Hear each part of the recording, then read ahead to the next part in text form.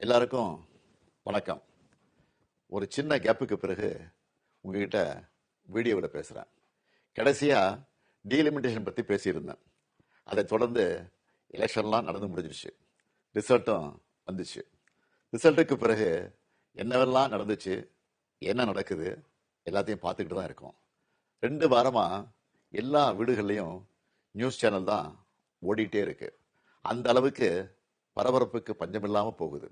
2026 தேர்தல் முடிவுகளை எடுத்துக்கிட்டா திமுக ஒரு பெரிய பின்னடைவை சந்திச்சிருக்கு. அதை நாம ஏத்துக்கிட்டு தான் ஆகணும். இது நிச்சயமா நாம எதிர்பார்த்த ரிசல்ட் இல்லை.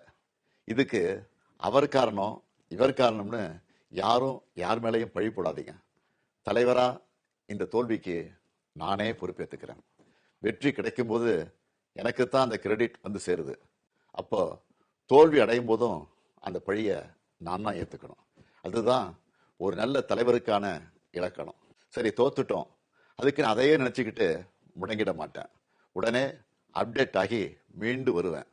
நம்ம எல்லாருமே அப்படிதான் வரணும். அதுக்கு உங்களோட ஆலோசனைகள், பரிந்துரைகள், ஐடியாக்கள் எனக்கு வேணும். எலெக்ஷனாக இருந்தாலும் கரெக்ஷனாக இருந்தாலும் உங்ககிட்ட தான் வந்தாகணும். மக்கள் தான் எல்லாம். இந்த தேர்தல் முடிவுகளுக்கு என்ன காரணம்?